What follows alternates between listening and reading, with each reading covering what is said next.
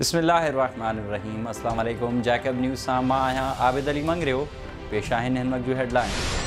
जैकबाबाद में LT machine हलाईंदे current लगण सबब नवाब शाह वासी पोरियत फौत। उडाणा मोहल्ला में नवाब शाह वासी नौजवान पोरियत सलाउद्दीन शर नालिन खे LT मशीन सां ड्राइण दौरान करंट लगण सबब बेहोश थी वियो, जेको अस्पताल में फौत थी वियो, जंहिं बाद वारिसनि में कोहराम मची वियो। जैकबाबाद वेझो रस्ते जी मामूली ॻाल्हि तां ॿिनि धुरियुनि में झेड़ो, 12 ॼणा ज़ख़्मी। मौलादाद थाणे जी हद गोश आरिफ सोलंगी में रोड जो कमु बंदि कराइण लाइ जखराणी बिरादरी जे माण्हुनि सोलंगी बिरादरी जे माण्हुनि मथां हमिलो करे ॾिनो, जंहिं सबबु इलाइक़ो मैदान जंग बणिजी वियो। लठियूं ऐं सिरोटा लॻण सबबु ॿिन्ही धुरियुनि जे मोहम्मद हसन, अली गुल, इमदाद, गाज़ी ख़ान, अज़ीज़, गुलाम फरीद, अमीर बख्श, सैफुद्दीन, मंजूर सोलंगी, अहमददीन, लाल मोहम्मद ऐं बालाज समेत 12 ॼणा ज़ख़्मी थी पिया। मंजूर सोलंगी गणती जोगी हालत में लाड़काणे मुंतकिल। पुलिस मूजिबि झेड़ो रस्ते जी ॻाल्हि तां थियो आहे। ॿिन्ही धुरियुनि खे लेटर जारी करे छॾिया आहिनि। केस दाख़िल न थी सघियो आहे। भीरिया रोड वेझो ॻोठ गुलाम अब्बास कलोड़ो वासी 13 वरनि जो नीगर फराज़ कलोड़ो चाहीं मनूमल नुसरत ब्रांच पुल वटि पुरस्रार तौर मोटरसाइकिल समेत ॿुॾी फौत। इत्तला ते वारिस पहुता, टोबन जी मदद सां नीगर जो लाश ऐं मोटरसाइकिल कढियो वियो। पाकिस्तान डेमोक्रेटिक मूवमेंट जे सदर मौलाना फजल रहमान नवाब शाह सर्किट हाउस में प्रेस कॉन्फ्रेंस कंदे चयो आहे त मौजूदा वफ़ाक़ी हुकूमत मैंडेट चोरी करे जाली तरीक़े सां ठाही वई आहे। इमरान न्याज़ी ऐं सिलेक्टर्स मुल्क में गैर यकीनी सूरत हाल पैदा करे छॾी आहे। असां हर वक़्तु इमरजेंसी में आहियूं। PDM जो इतिहाद इलेक्शन लाइ न पर जमहूरियत जी बहाली ऐं जाली हुकूमत खे घर भीड़ो करण लाइ आहे। नैब जे ज़रिए असांखे झुकाए नथो सघिजे। इन ई मौक़े ते मौलाना राशिद महमूद सूमरो, मौलाना हाफ़िज़ अब्दुल्ला क़यूम चन्ना, शफ़ीक जमाली ऐं ॿिया पिणु मौजूद हुआ। पाकिस्तान पीपल्स पार्टी पारां सिंध जे बेटनि ते वफ़ाक़ जे सदारती ऑर्डिनेंस ज़रिए कयल कब्ज़े ख़िलाफ़ सिंध असेंबली मां रिथ मंज़ूर। MQ MPT ऐं GDA पारां वॉकआउट। MPA शहरियार महर पारां सिंध धरती सां मोहब्बत जे उहिञाण तौर पार्टी पॉलिसीज़ ख़िलाफ़ रिथ जी हिमायत। वॉकआउट करण खां बि इनकार। जैकबाबाद मां PTI जी टिकट तां चूंडियल MPA मोहम्मद असलम अबड़ो बि सिंध दुश्मनी जो सबूत ॾींदे वॉकआउट करे छॾियो। वफ़ाक़ी वज़ीर सरदार मोहम्मद मियां सूमरो जी अमण अॻूणी ज़िला नाज़िम बेगम सईदा सूमरो जी तबियत ख़राब, इस्पताल दाख़िल। वफ़ाक़ी वज़ीर सरदार मोहम्मद मियां सूमरो पारां अमर जी सेहतियाबी लाइ दुआउनि जी अपील। दहकी में दोस्ती न रखण तां जवाबदारनि पारां औरत जे घर में घिड़ी हमिलो, मुड़ुस समेत ज़ख़्मी। मुतासिर ज़ाल मुड़ुस ज़फ़र ऐं शहज़ादी महर मूजिबि जवाबदार निज़ाम कोभर, हज़ारू कोभर, सतारू कोभर ऐं ॿियनि घर में घिड़ी डंडनि जो वसकारो लाइ ॾिनो। औरत जे मुड़ुस मूजिबि जवाबदार ज़ाल खे दोस्ती रखण लाइ तंग कंदा हुआ, इनकार करण ते हमिलो कयो वियो।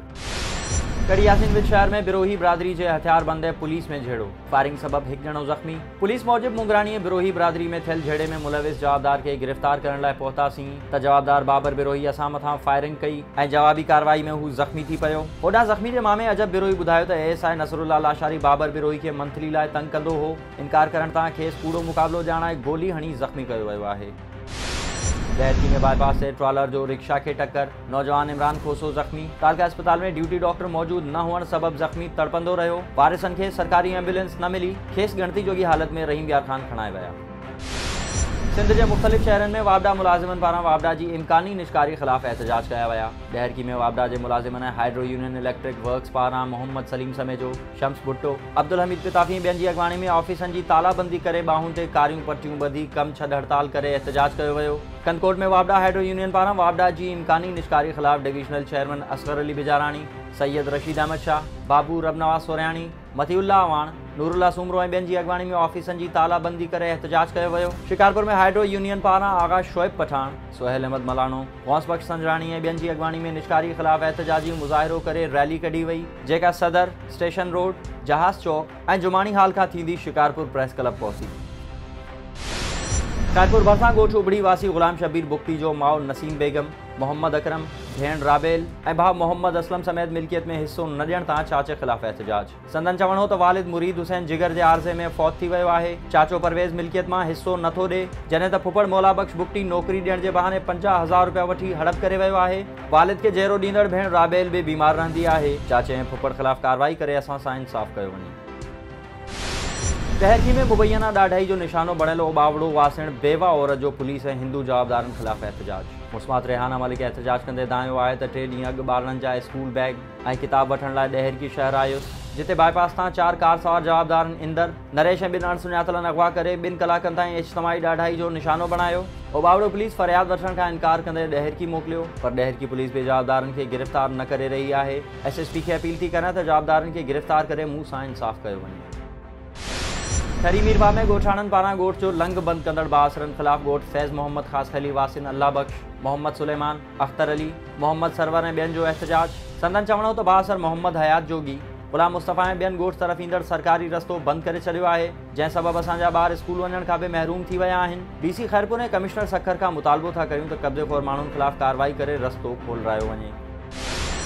पटियारी में समाजी भलाई वारे इदारे पारां डीसी ऑफिस में बुज़ुर्ग शहरियुनि जे हक़नि बाबति सेमिनार करायो वियो, जंहिंमें DC Ghulam Haider Chandio, director social welfare Abdul Hamid Shaikh, DEO तालीम Ghulam Sarwar Mala, deputy director information Muhammad Sabir Kaka ऐं ॿियनि शिरकत कई। सेमिनार खे अॻवाननि ख़िताब कंदे चयो त सिंध हुकूमत बुज़ुर्ग शहरियुनि जे हक़नि जे तहफ़ुज़ ऐं वॾी उमिरि में संदन भरपूर सार संभाल लाइ समाजी भलाई वारे खाते ज़रिए कानून साज़ी कई आहे, जंहिं बाबति अवाम में जागरता पैदा करण लाइ समूरी सिंध में मुहिम हलाई पई वञे। Secretary livestock Balochistan Mohammad Tayyab Lehri चयो आहे त जानवरनि जी बीमारियुनि खां बचाव लाइ हर मुमकिन क़दम खणी रहिया आहियूं। वैक्सीनेशन जे इस्तेमाल सां जानवरनि जी बीमारियुनि में घटिताई अचे थी। हिन भेरे जानवरनि जी दवाउनि वास्ते 12% कोटा वधायो वियो आहे ऐं कैटल फॉर्म में जानवरनि लाइ नई इमारत ठहण जो कम बि जारी आहे। अहिड़े ख़्यालनि जो इज़हार हुन कैटल फॉर्म जे दौरे दौरान मीडिया सां ॻाल्हाईंदे कयो। शिकारपुर में गुज़िरियल राति नौजवान शाहजहान भुट्टो मथां तशद्दुद ख़िलाफ़ शिकारपुर बचाए तहरीक जे वफ़द जो थाणे आॾो एहतजाज। डीएसपी सिटी मोहम्मद अमीन पठान सां मुलाक़ात। पुलिस एहलकार साकिब जकरो समेत ॿिनि अणसुञातलनि ख़िलाफ़ केस दाख़िल करण लाइ दरख़्वास्त जमा कराए छॾी। गोल्ड मेडलिस्ट मथां हमिलो कंदड़नि ख़िलाफ़ फौरी कार्रवाई जी घुर। वफ़द में अब्दुल वहाब कागज़ी, ज़ाहिद बुमरो, एडवोकेट ज़फ़र अली चन्ना, एडवोकेट अली असगर पहोड़ ऐं ॿिया पिणु मौजूद हुआ। बलूचिस्तान लेबर फेडरेशन जे सॾ ते मुख़्तलिफ़ खातनि जे मुलाज़िमनि पारां मुतालिबनि जी मञता लाइ एहतजाज। लेबर यूनियन जे अॻवाननि पब्लिक हेल्थ जे ज़िलई सदर अब्दुल समी पिरकानी, लाइफ स्टॉक वर्कर यूनियन जे सदर डॉक्टर मोहम्मद नवाज़ कोसो, B&R एम्प्लॉइज़ यूनियन जे सदर नूर मोहम्मद कनरानी, म्यूनसिपल कमेटी मज़दूर यूनियन सदर मोहम्मद हयात कटवार ऐं ॿियनि ख़िताब कंदे चयो त मौजूदा हुकूमत जी ग़लति पॉलिसियुनि सबबि अवाम समेत नंढा मुलाज़िम सख़्तु परेशान आहिनि। घाटे टोड़ महांगाई में ॾींहों ॾींहुं इज़ाफ़ो थींदो पियो वञे, पघारूं वधाइण बजाए कटौती कई पई वञे। उन्हनि चीफ सेक्रेटरी बलूचिस्तान ऐं वज़ीर आला बलूचिस्तान खां मुतालबो कंदे चयो त ॿियनि सूबनि जीअं असांखे बराबरि जा हक़ ॾिना वञनि। ही हुयूं हिन वक़्त ताईं जूं हेडलाइंस। वधीक ख़बरुनि ऐं अपडेट्स लाइ विज़िट कयो असांजी वेबसाइट www.jacobreezhd.com ऐं फेसबुक ते फॉलो कयो। ॾिसंदा रहो जैकब न्यूज़, ख़बर खां हक़ीक़त ताईं।